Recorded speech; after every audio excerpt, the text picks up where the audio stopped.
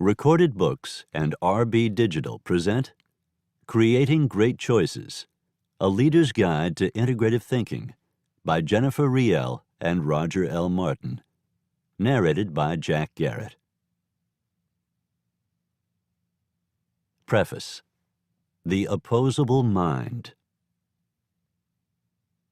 A quote from Rumi. There is an invisible strength within us. When it recognizes two opposing objects of desire, it grows stronger. In 2007, Roger wrote a book called The Opposable Mind. The title was a nod to that most useful of tools, the opposable thumb. Shared by humans and most primates, the opposable thumb is what we use to create tension against our fingers to grasp and manipulate objects. Similarly, the opposable mind is one that can create tension between ideas, using that tension to develop new answers to challenging problems.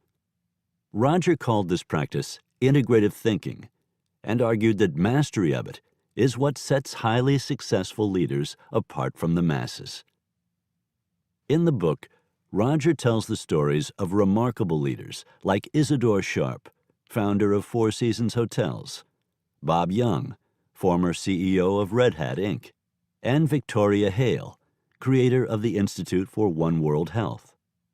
Although these leaders shared little by way of context or background, Roger saw one powerful connection between them. Each of these leaders used integrative thinking to solve their toughest problems. These most difficult choices came in the form of an unsatisfying either-or choice, a trade-off between existing answers that were not good enough to truly solve the problem. Rather than choose between the suboptimal options, these leaders used opposing ideas to help them build integrative answers. The result of their thinking processes were new choices that creatively resolved the original either-or problem and produced new value for the world. The leaders that Roger studied share the predisposition and the capability to hold two diametrically opposing ideas in their heads. And then, without panicking or simply settling for one alternative or the other, they're able to produce a synthesis that is superior to either opposing idea. In The Opposable Mind, Roger explored this discipline of consideration and synthesis, explaining what he believed these leaders had done to solve their toughest challenges. It was, he said, a way of thinking that contained within it four critical elements. First, they expanded what was salient to a decision, taking more things into account when thinking about a problem. Second, they explored complex causal relationships, embracing the relationships between the salient variables. Third, they architected the problem so as to take the whole problem into account, structuring with discipline and purpose rather than focusing only on the piece parts of the problem. Finally, they actively worked toward the creative resolution of unacceptable trade-offs rather than meekly accept them. Before moving on, these leaders strove to gain new insight and a resolution of the tension between ideas.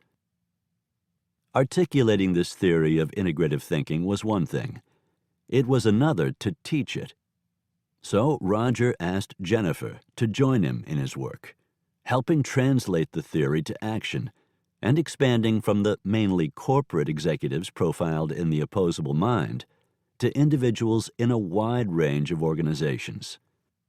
Over the past decade, together with some wonderful colleagues, we have engaged with corporate executives in various industries, but also with undergraduate students, graduate MBA and executive MBA students, business managers, nonprofit and government agency leaders, teachers, and even elementary school students. From each group, we have learned a great deal about the theory and practice of integrative thinking.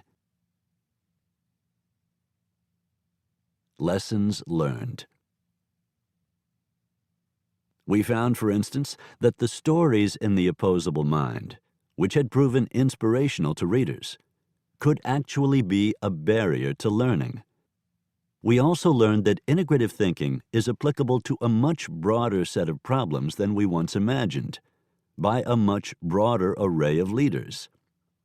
And we saw, as we had always hoped, that integrative thinking is not an innate skill, one you either have or don't have, but rather is a practice that can be cultivated over time. The stories.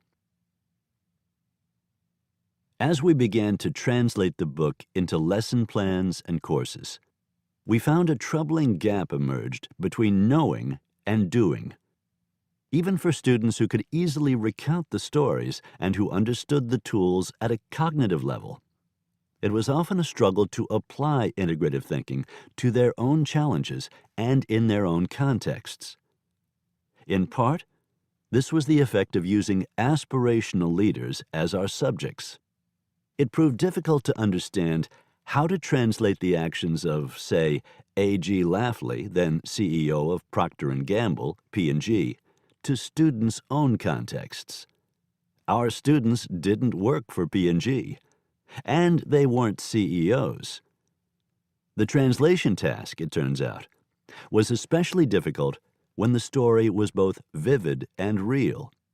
It was easy to get swept up in the details of the narrative, the characters, and the specific actions undertaken. The broader lessons could be overlooked. In our teaching, we had to strike a more effective balance between storytelling and application. We have attempted to do that in this book as well. We still tell stories because they're fun and instructive, but you will find much greater emphasis on methodology in this book than in The Opposable Mind.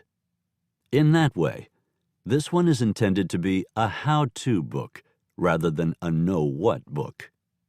We encourage you to work on your own challenges as you read, and to engage in the short "try this" exercises you will find throughout the chapters.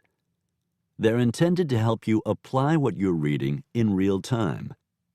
You will also find templates at the end of many of the chapters to help you structure these discussions. Application. To keep listening to this audiobook, I've left you a link in the description so you can do it, at no cost thanks to Audible's 30-day free trial.